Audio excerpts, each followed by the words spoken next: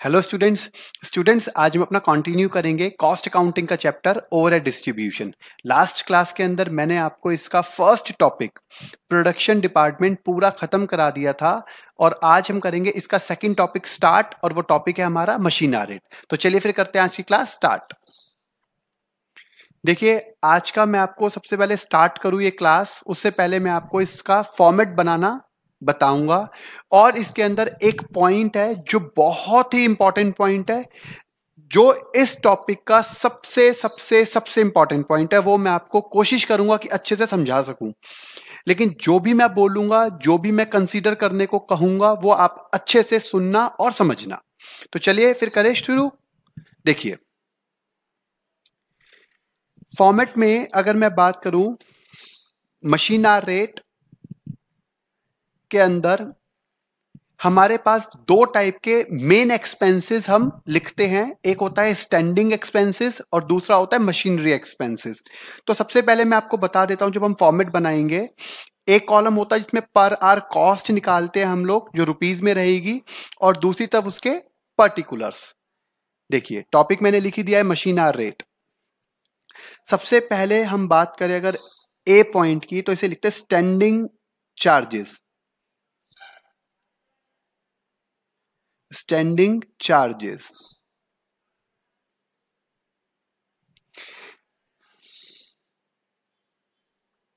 Standing charges में मेरे पास यहां पर हम इसको लिख सकते हैं, अपने स्टैंडिंग चार्जेस को एज अ वेरिएबल चार्जेस या फिर वेरिएबल एक्सपेंसेस। ठीक है, इसे वेरिएबल एक्सपेंसेस लिख सकते हैं हम लोग, याद रखना। और एक और बी पॉइंट पे हम लिखेंगे, क्योंकि मुझे बी पॉइंट जल्दी समझाना है या पहले समझाना है, इसीलिए मैं यहां पे थोड़ा गैप देके बी पॉइंट लिख रहा हूं। बी पॉइंट होता है हमारे पास मशीनरी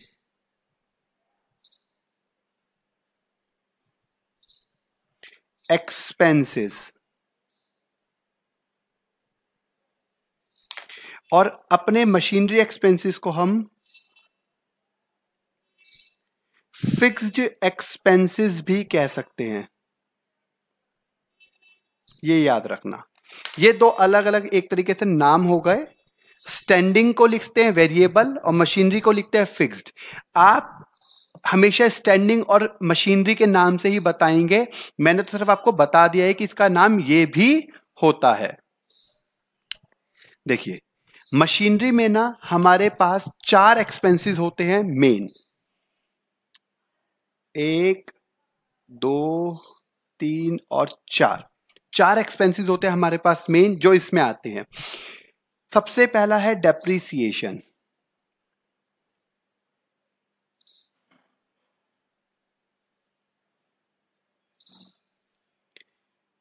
नाइनटी 99.999% केसेस में डेप्रीसिएशन गिवन होता ही होता है।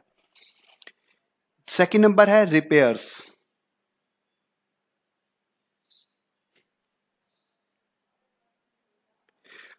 थर्ड नंबर हमारा सबसे ही इंपॉर्टेंट है, जिसके लिए मैं आपको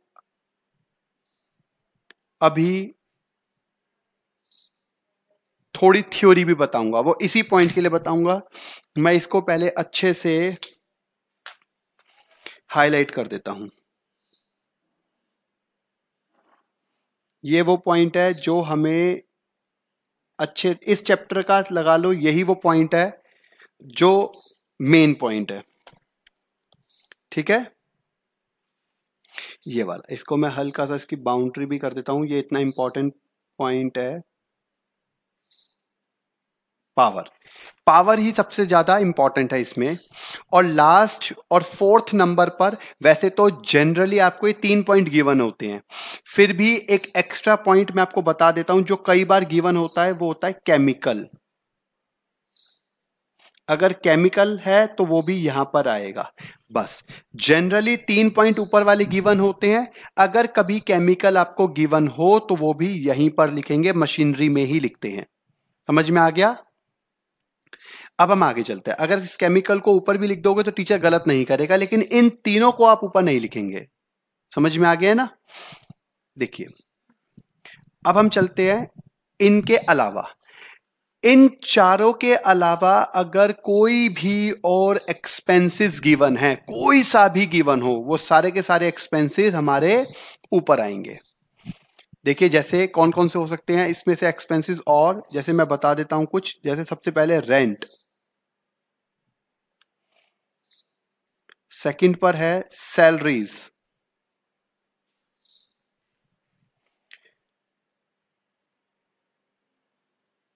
थर्ड पर है इंश्योरेंस, फोर्थ पर लाइटिंग। ये कुछ नाम लिख रहा हूं, जरूरी नहीं है कि सारे के सारे गिवन हो। फिफ्थ पर सुपरविजन,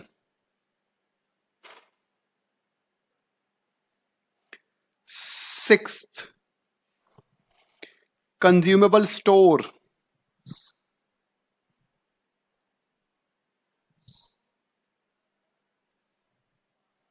सेवेंथ, ये जो मैं आपको फिर बता रहा हूं, जो मैं नाम लिख रहा हूं, ये सारे गिवन नहीं होंगे, कुछ गिवन हो जाते हैं। Production services,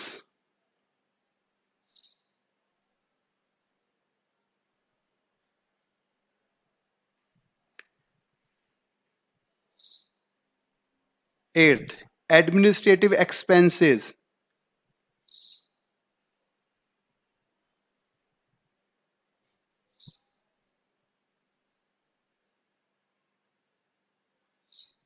administrative expenses. ये कुछ नाम मैंने लिख दिए हैं, जनरली इतने ही नाम बहुत हैं।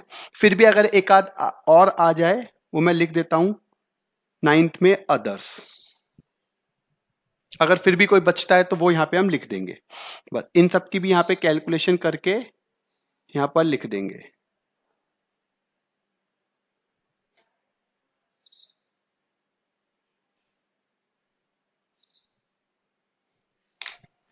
इसका टोटल कर देंगे हम, तो ये आ जाएगा total standing charges.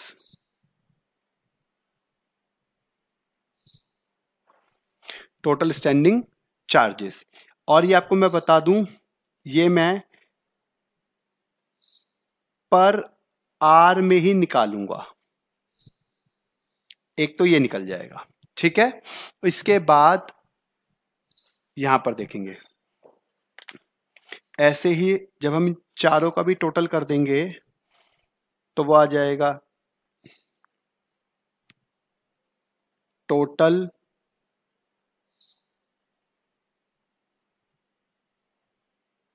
Machinery expenses. ये भी हम पर आर में ही निकाल देंगे। इसके बाद हमने निकालना है machine hour rate,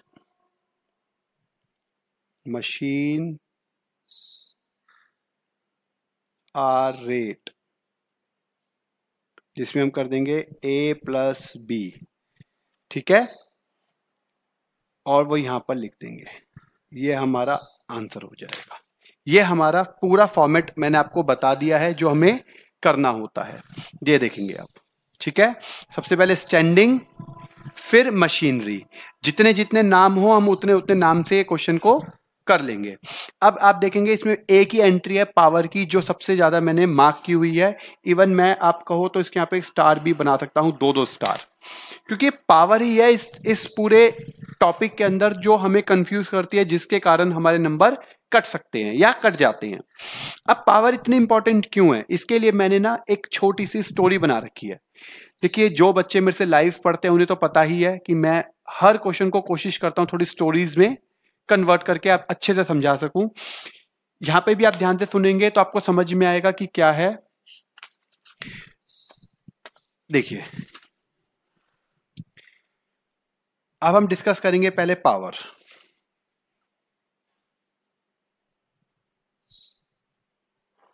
power power में हम दो बात को बड़े ध्यान से समझेंगे।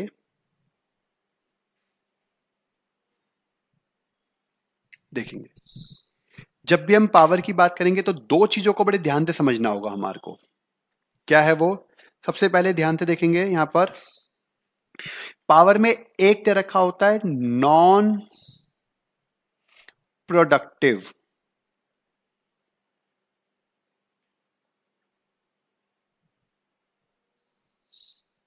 नॉन प्रोडक्टिव आवर्स, और दूसरा दे रखा होता है प्रोडक्टिव आवर्स।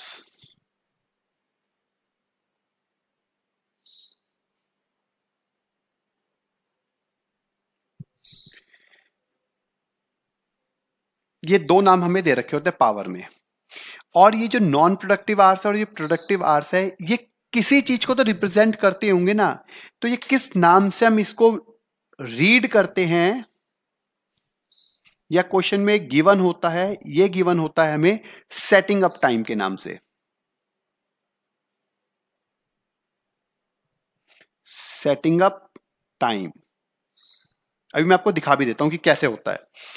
आपको पावर के लिए बोला जाता है, ये सिर्फ और सिर्फ सेटिंग अप टाइम पावर के लिए ही काम की जाती है।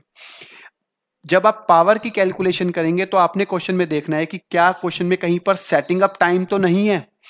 अगर सेटिंग अप टाइम है तो फिर हम चेक करेंगे कि क्या हमें क्वेश्चन में नॉन प्रोडक्टिव दे रखा है या प्रोडक्टिव दे रखा है। पहले मैं आपको यहां तक दिखाऊंगा, फिर आगे बताऊंगा। ये प्रोग्राम की बुक है मेरे पास, क्योंकि प्रोग्राम की बुक में ये दो क्वेश्चन हैं, बहुत ही अच्छे क्वेश्चन है। लेकिन ये मैं पहले ही बता दूं, ये दोनों ही क्वेश्चन ऑनर्स में नहीं है। मैंने ये दोनों के दोनों क्वेश्चन कराने ही कराने हैं, और ऑनर्स वाला भी हर बच्चा ये करेगा। ये चैप्टर पूरा का पूरा समझ में आ जाएगा अगर आपने दो क्वेश्चन समझ लिए तो। ऑनर्स के जितने क्वेश्चन होंगे वो भी कराऊंगा, लेकिन पहले यहां पर समझेंगे। ये क्वेश्चन में क्या दे रखा है, यहां पे आपने सिर्फ ये देखना है, setting up time which is non productive mention है। थोड़ा सा ऊपर करके दिखाता हूं मैं आपको, ये देखिए, अब देखिए ये दे रखा है, ये रहा setting up time non productive, given है आपकी स्क्रीन पर। और एक दे रखा होता है सेटिंग अप टाइम प्रोडक्टिव। अभी ये मैंने बताया है जब नॉन प्रोडक्टिव हो, ठीक है। अभी ये क्वेश्चन कराऊंगा मैं, बहुत ही इंपॉर्टेंट क्वेश्चन है, आप देखेंगे 2011 में आया हुआ भी है, ये देखिए। और ऐसे ही ये वाला एक क्वेश्चन है, ये तो मुझे बहुत पसंद है पर्सनली ये वाला क्वेश्चन, और इसके अंदर दे रखा है setting up time which is regarded as productive time 200 hours. समझ में आ गया? क्वेश्चन में ऐसे मेंशन होता है, और ये ऐसा नहीं है कि सिर्फ प्रोग्राम की बुक में गिवन है, आपको मैं ऑनर्स की बुक में भी दिखा देता हूं, क्योंकि अभी मैं फॉर्मेट बना रहा हूं तो पहले मुझे आपको ये दिखाना बहुत जरूरी है।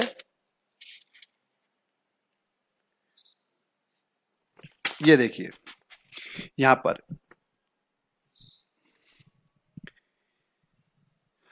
ये ऑनर्स की बुक का दिखा रहा हूं।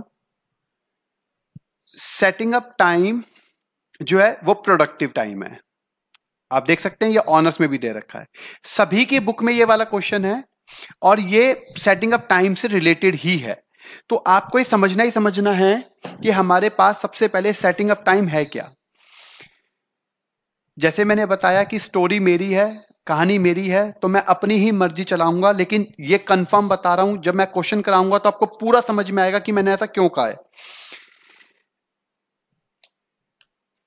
जब भी आप सेटिंग अप टाइम की बात करेंगे तो आपने मान के चलना है, ये बात याद रखना, आपने मान के चलना है ये वाला बात, कि सेटिंग अप टाइम का मतलब है लाइट का डिस्कनेक्ट हो जाना।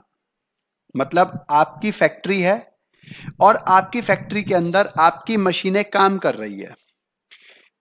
रही है और सडनली लाइट डिस्कनेक्ट हो गई, मतलब लाइट चली गई, अगर हम अपनी लैंग्वेज में बोले तो, ठीक है। अब लाइट चली गई तो मशीनें बंद हो जाएगी। अब दो काम हो सकते हैं, या तो लाइट जाने के बाद या तो मैं काम करूंगा या फिर काम नहीं करूंगा। लाइट जाने के बाद भी अगर मैं काम कर रहा हूं तो उसे कहते हैं प्रोडक्टिव टाइम। लेकिन लाइट चली गई और मैं काम नहीं कर रहा हूं तो उसे कहते हैं नॉन प्रोडक्टिव टाइम। समझ में आ गया? लाइट चली गई और मैं काम कर रहा हूं। कैसे काम कर रहा हूं? जनरेटर स्टार्ट किया या फिर हैंडवर्क शुरू किया और मैंने काम शुरू कर दिया। समझ में आ गया? लाइट गई कोई बात नहीं, हम जनरेटर स्टार्ट कर लेते हैं और हमने काम शुरू कर लिया, प्रोडक्टिव टाइम। लेकिन लाइट चली गई, मेरी मशीन्स बहुत हैवी हैं, 500 किलोवाट या 200 किलोवाट की मशीन्स है और जो जनरेटर से भी नहीं चल सकती, तो मेरा काम हो गया वो नॉन प्रोडक्टिव। समझ में आ गया? तो याद रखना, जब भी सेटिंग अप टाइम की हम बात करेंगे तो आपके मन में सिर्फ एक बात आनी चाहिए कि सेटिंग अप टाइम का मतलब है लाइट चली गई। क्लियर हो गया? अगर वो केस है नॉन प्रोडक्टिव, अगर वो केस है नॉन प्रोडक्टिव, तो मैं आपको यहां पे बता देता हूं, तो हमारा हो जाता है simple case. Simple case, simple case का मतलब है बहुत ही सिंपल तरीके से आपका क्वेश्चन हो जाएगा, कोई दिक्कत नहीं आएगी। लेकिन अगर केस है प्रोडक्टिव, तो हम क्या करेंगे? तो हमारी एक एडजस्टमेंट होगी।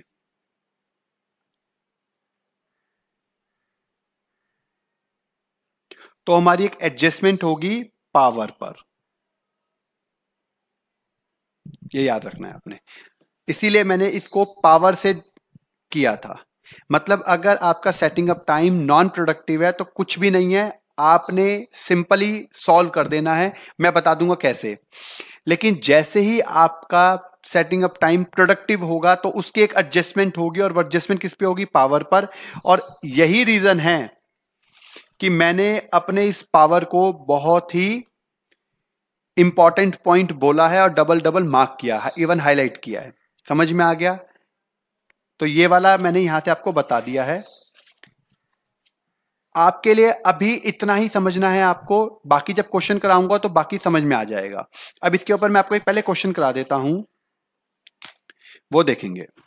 चाहे बच्चा ऑनर्स का हो, प्रोग्राम का हो, सभी के लिए कॉमन टॉपिक है और कॉमन क्वेश्चंस है। सिर्फ प्रोग्रामर ऑनर्स में एक दो क्वेश्चन आगे पीछे हो सकते हैं, या फिर एक दो क्वेश्चन कम ज्यादा हैं। जनरली सारे जो इंपॉर्टेंट क्वेश्चन हैं वो कॉमन है, सिर्फ दो क्वेश्चन को छोड़कर वो प्रोग्राम की बुक में दे रखे हैं, और वो दोनों के दोनों मैं आपको कराऊंगा, क्वेश्चन भी दिखाऊंगा और क्वेश्चन कराऊंगा भी।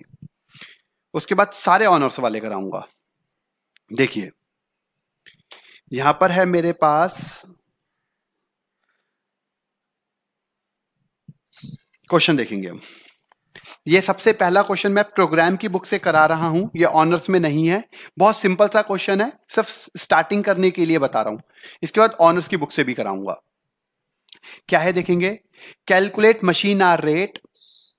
ठीक है, कॉस्ट ऑफ मशीन है मेरे पास 16,000 की, एस्टिमेटेड स्क्रैप वैल्यू दे रखी है मुझे 1000 की, इफेक्टिव लाइफ है, पूरी लाइफ के अंदर मेरी मशीन 10,000 आवर्स काम करेगी।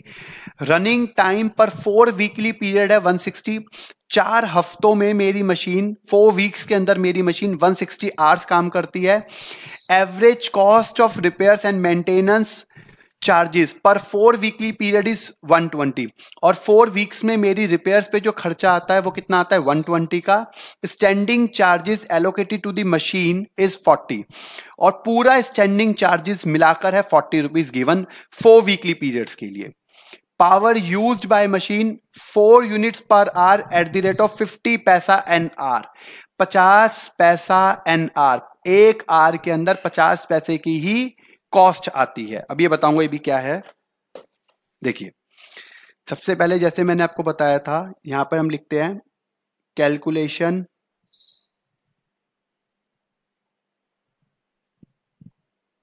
Of machine hour rate.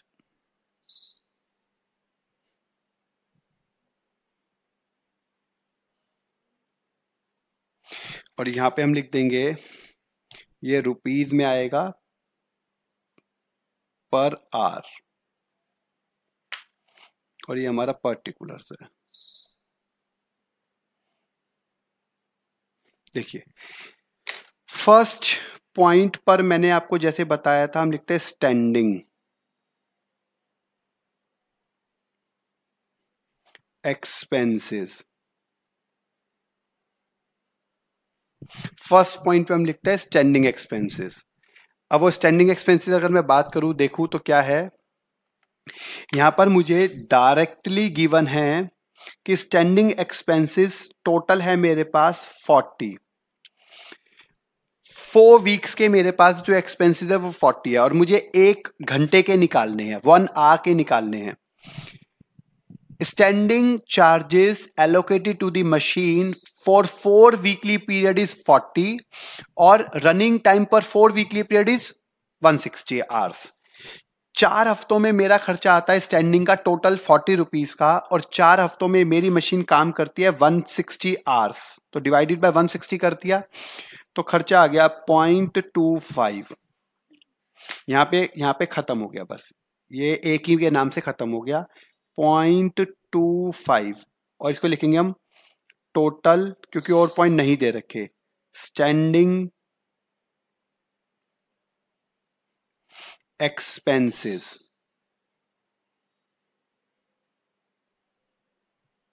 ये पर आर के निकाल दिए हमने, पहला पॉइंट खत्म हो गया। अब हम बात करते हैं बी पॉइंट की। बी पॉइंट में क्या है हमारे पास? बी पॉइंट में है मेरे पास मशीनरी एक्सपेंसेस।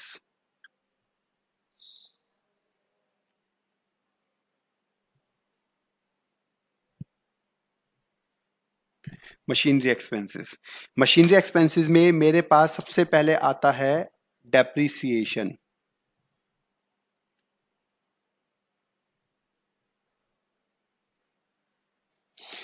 डेप्रिसिएशन कैसे निकालेंगे जरा अब वो देखेंगे। डेप्रिसिएशन का ना वैसे तो एक छोटा सा फॉर्मेट होता है या फॉर्मूला होता है, मैं आप पे लिख देता हूं, आगे के लिए आपको काम आ जाएगा। जब भी आप डेप्रिसिएशन निकालेंगे तो कैसे निकालते हैं?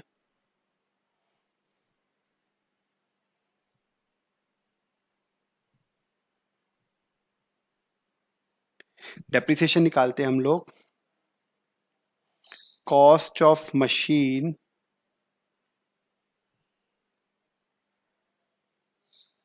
प्लस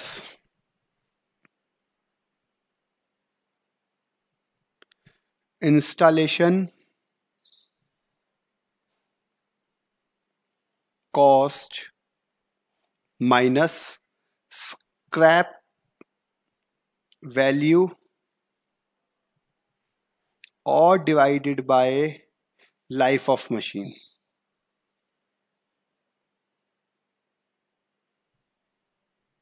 ये हमारा फॉर्मूला होता है। डेप्रिसिएशन निकालने का फॉर्मूला क्या है? Cost of machine plus installation cost minus scrap value divided by life of machine.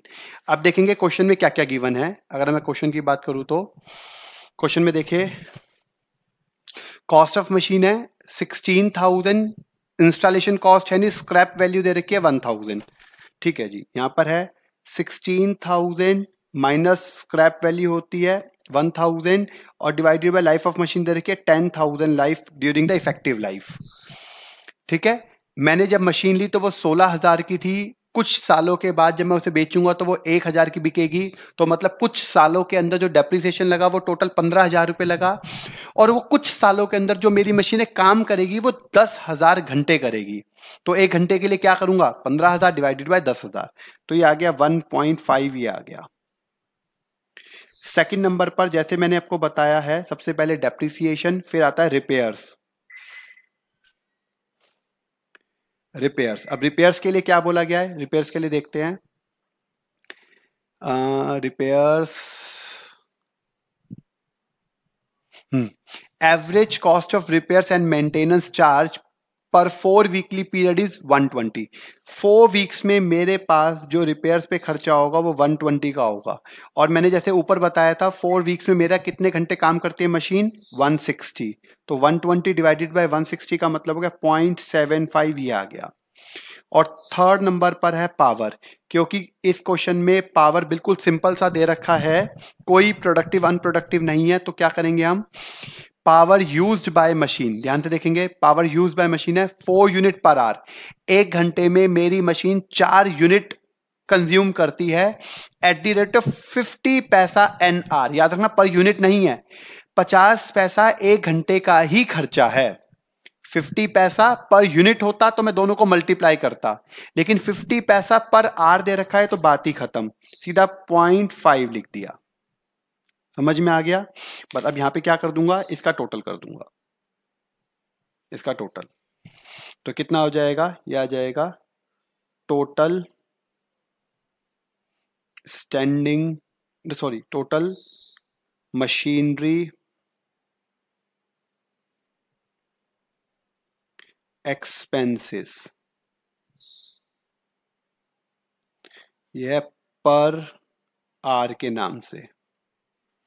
अब क्या करते हैं हम, यहां पे देख लीजिए,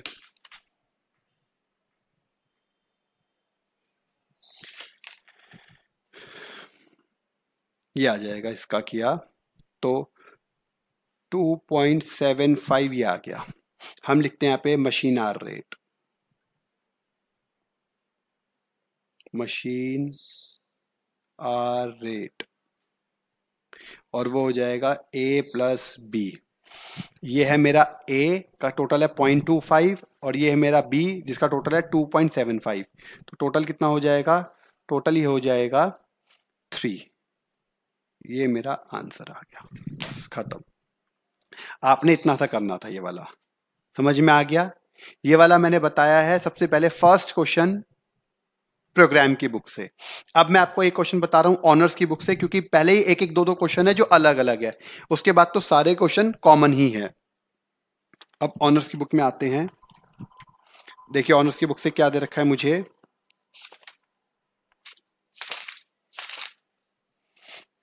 ये देखिए, ये ऑनर्स का 2007 में आ चुका है क्वेश्चन, यहां देखेंगे।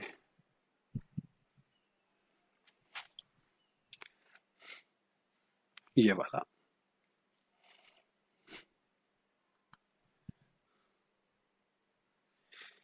ये देखिए क्या कहता है ये,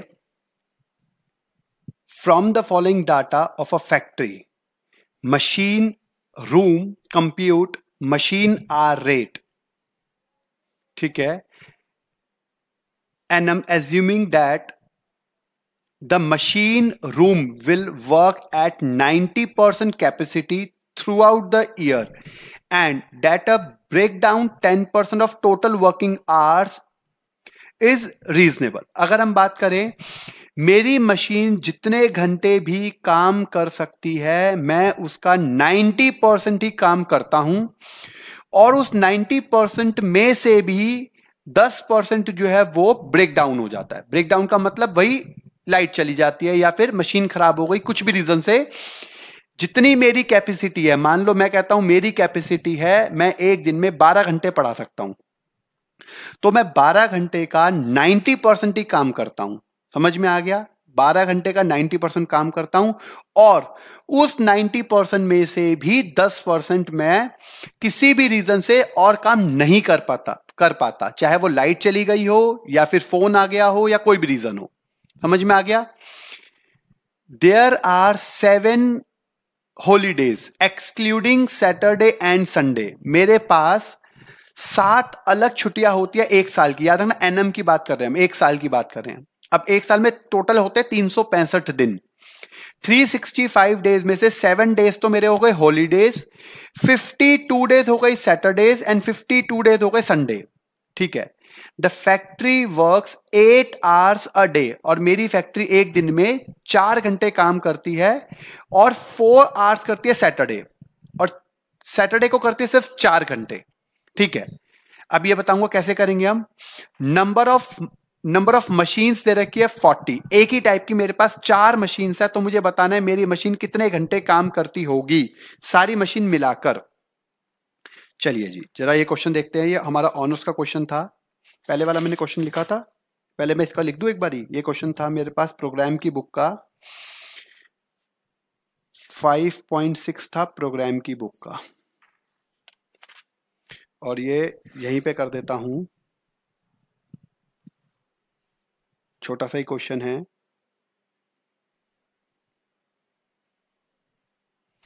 या चलो न्यू पेज पे करते, छोड़ो न्यू पेज पे करेंगे। ये यहां पे है हमारे पास ये है 5.9, ये 5.9 है ऑनर्स की बुक का। ठीक है, ये वाला दे रखा है। देखिए अब क्या करेंगे। सबसे पहले नंबर ऑफ डेज, ये इन अ ईयर,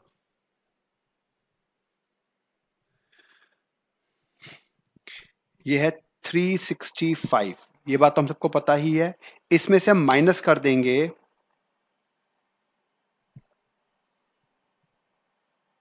हॉलीडेज। हॉलीडेज है मेरे पास 7। इसके बाद माइनस कर देंगे संडे, माइनस कर देंगे संडे। संडे कितने हैं? 52। और देखिए अगर मैं बात करूं सैटरडे की, इसमें से कुछ माइनस करना पड़ेगा। मैं आपको दिखा देता हूं क्वेश्चन को एक बार। यहां पर हमें बोला गया है कि 7 हॉलीडेज है एक्सक्लूडिंग सैटरडे एंड संडे, लेकिन बोला गया सैटरडे को हम 4 घंटे काम करते हैं। ठीक है, सैटरडे को हम 4 घंटे तो काम करते हैं। तो ठीक है, हम क्या करते हैं, इसमें से माइनस कर देते हैं। हम सैटरडे भी माइनस कर देते हैं इसके अंदर से। देखिए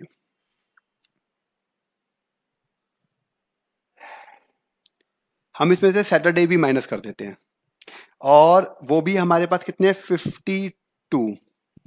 यहां पे लिखेंगे working days, net working days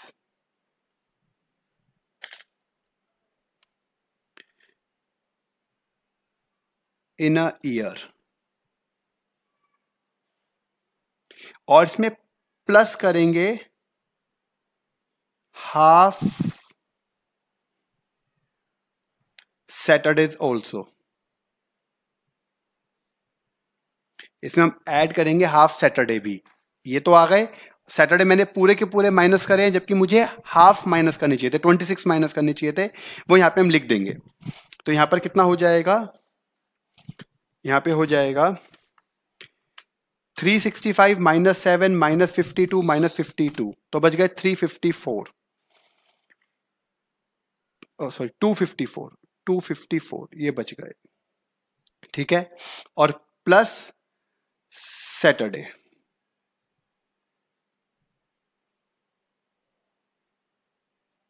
ये बच गया। अब हम यहां पे बात करेंगे नंबर ऑफ वर्किंग आवर्स की। नंबर्स ऑफ वर्किंग आवर्स,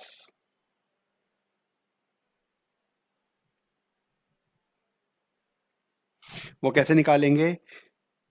254 तो कंप्लीट डेज है, इनटू में कर दिया 8, और प्लस 52 डेज है सैटरडे, और उसको कर दिया मल्टीप्लाई बाय 4। ये तो हो गए नॉर्मल, और ये हो गए सैटरडे। तो टोटल कितना आ जाएगा? अगर मैं टोटल की बात करूंगा तो टोटल हो जाएगा 254 इंटू 8, तो आ गया 2032, और प्लस में 208। तो ये आ जाएगा मेरे पास, प्लस में 208 किया तो 2240। ये आ गए, ये आ गए नंबर वर्किंग डेज आ गए। लेकिन यहाँ पे कंडीशन क्या है? नंबर वर्किंग आवर्स आ गए पर मशीन, पर मशीन आ गए। लेकिन मेरे पास कितने मशीन है? यहां लिखेंगे हम एक्चुअल वर्किंग आवर्स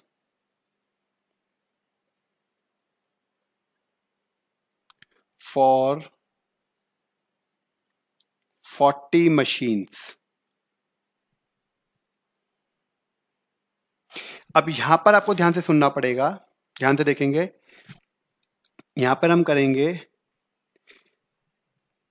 2240। ये तो हुई एक मशीन की। मशीन है मेरे पास 40, ठीक है, आप कहेंगे यहां पर हो गया, लेकिन क्वेश्चन की वो लाइन हमें नहीं भूलनी जो ऊपर बोला था कि जितनी मेरी कैपेसिटी है मैं उसका 90% ही काम करता हूं और उसमें से भी 10% मेरा ब्रेक डाउन हो जाता है।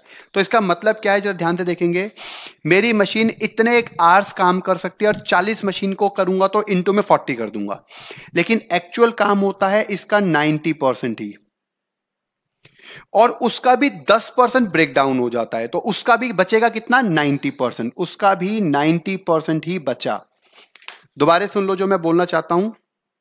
क्वेश्चन में दे रखा है कि एक मशीन इतने घंटे काम करती है और मेरे पास 40 मशीन है, तो दिस मल्टीप्लाई बाय दिस, ये हो गया एक्चुअल काम कर सकती है, लेकिन जितना मैं काम कर सकता हूं उसका 90% ही मैं काम करता हूं, तो उसका 90% किया तो इतना आ गया। बोला गया है कि उसमें से जो 90% आएगा उसमें से भी 10% मेरा खराब हो जाता है या ब्रेक डाउन हो जाता है, तो उसका भी 90% बचा, तो इसीलिए उसका भी 90% निकाल दिया। अब देखो कितना बच गया ये वाला, यहां पे देखेंगे 2240 और इनटू में 40 इनटू में 90% और इनटू में 90%, तो कितना बच गया 72,576। तो ये आ गया मेरे पास 72,576, ये आंसर है। ये आ गए actual working hours for 40 machines, ये मेरे पास आंसर आ गया। अगर आपको मैं बुक में दिखा भी दूं तो वो ये रहा 72,576। समझ में आ गया होगा। ये क्वेश्चन बीकॉम ऑनर्स में आ चुका है। इसमें सिर्फ और सिर्फ हमें आरसी निकालने थे कि मेरी मशीन काम कितने घंटे करती है, वो क्वेश्चन था ये वाला। समझ में आ गया। नेक्स्ट क्लास जो मैं इससे लूंगा, आज के लिए मैं इतना ही कराऊंगा। नेक्स्ट क्लास जो मैं लूंगा उसके अंदर ये 2 क्वेश्चन कराऊंगा। मैं फिर बता रहा हूं, क्वेश्चन नंबर 1 ये वाला और क्वेश्चन नंबर 1 ये वाला, ये दोनों क्वेश्चन कराऊंगा। और ये दोनों क्वेश्चन करने के बाद इसके आगे के जितने भी क्वेश्चंस हैं वो सारे कॉमन है ऑनर्स और प्रोग्राम के, बस ये 2 क्वेश्चन ही है। उसके बाद देखिए यहां से ये वाले जो क्वेश्चन है, यहां से ये और उसके बाद यहां से ये कॉमन क्वेश्चन चालू हो जाएंगे, फिर सारे कॉमन ही है। तो 2 क्वेश्चन मैं नेक्स्ट क्लास में कराऊंगा और दोनों के दोनों कराऊंगा, तो कोई भी नेक्स्ट क्लास मिस नहीं करेगा क्योंकि वो सबसे सबसे सबसे सबसे इंपॉर्टेंट क्लास होगी इस चैप्टर की। चलिए फिर मिलते हैं अब नेक्स्ट क्लास में।